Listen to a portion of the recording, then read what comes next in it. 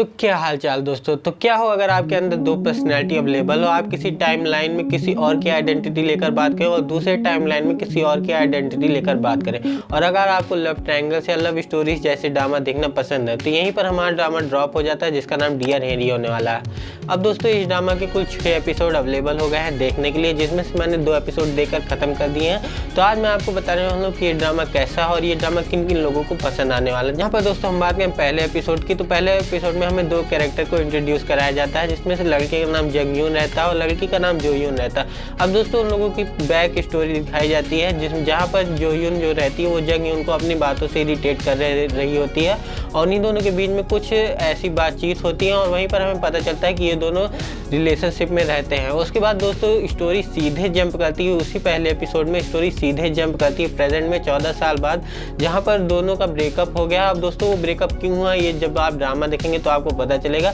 लेकिन दोस्तों कुछ ऐसा दिखाया जाता है जहाँ पर जो यून जो रहती है वो एक न्यूज़ चैनल में अनाउंसर का काम करती है। लेकिन दोस्तों ट्विस्ट तो वहाँ पर आता है जहाँ पर जंगयून भी उसी न्यूज़ चैनल के लिए काम करता है और वो भी एक अनाउंसर रहता है। लेकिन दोस्तों जंगयून जो रहता है वो बहुत ही फेमस हो चुका रहता है और लोग उसे देखना बहुत पसंद भी करते हैं। वहीं पर दोस्तों जो जोयून रहती है वो अभी अपने फ्यूचर में कुछ ऐसा नहीं कर पाई जिससे वो बहुत ही फेमस हो जाए और वो अभी भी हासिल कर रही है अपने लाइफ को लेकर। उसके बाद दोस्तों पहले एपिसोड में उन्हीं दोनों के बीच में क्योस मचा रहता है उसी न्यूज़ चैनल रूम में, और वहीं पर दोस्तों पहला एपिसोड एंड हो जाता है। जहाँ पर दोस्तों दूसरे एपिसोड की बात करें तो दूसरे एपिसोड में हमें कई सारे सरप्राइजेस देखने को मिलते हैं, जहाँ पर दोस्तों हमें देखने को ये भी मिलता है कि जोयून को एक बीमारी है जिसको डिसोसिएटिव डिसऑर्डर कहते हैं, जहाँ पर दोस्तों उसके अंदर 2 पर्सनैलिटी अवेलेबल रहती है।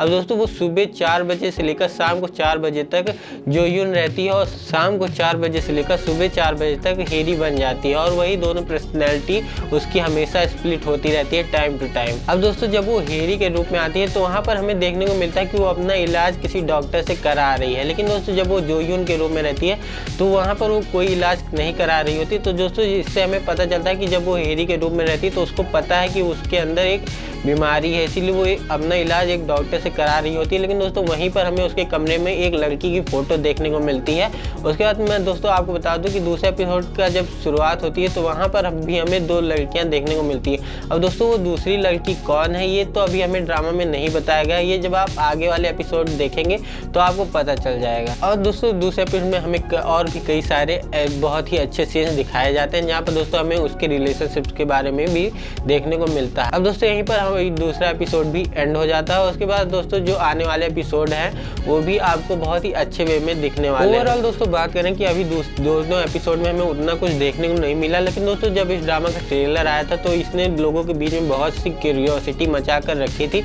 लेकिन दोस्तों अब जैसे जैसे इसके एपिसोड रिलीज होते जा रहे हैं ये ड्रामा इंटरेस्टिंग होता जा रहा है। लेकिन दोस्तों वहाँ पर आप थोड़ा कंफ्यूज हो सकते हैं, जहाँ पर हेरी और जोयून के बीच में स्प्लिट होता दिखता है। वहाँ पर दोस्तों अगर पहला और दूसरा एपिसोड आप देखेंगे तो थोड़ा सा आपको उन दोनों के बीच में कैरेक्टर समझने में आपको थोड़ी सी दिक्कत आ सकती है। और उसके बाद दोस्तों बात करें मेरी पर्सनली तो मैं इस ड्रामा को पूरा देखने वाला हूं, क्योंकि दोस्तों जो सीन है उनका सारा ड्रामा मैं देखता आ रहा हूं और बहुत ही पहले से मैं उनको फॉलो कर रहा हूं, क्योंकि वो बहुत ही अच्छी एक्ट्रेस मुझे लगती हैं कोरियन इंडस्ट्री में।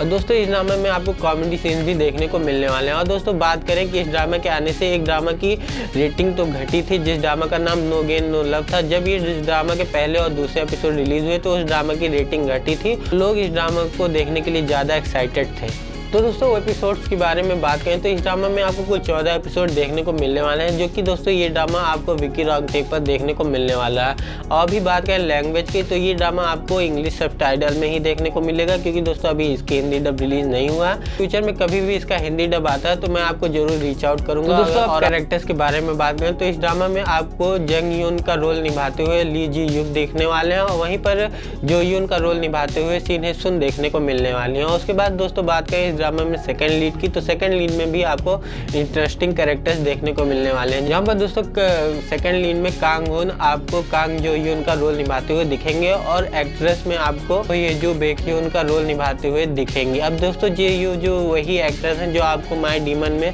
सेकंड लीड में देखने को मिली।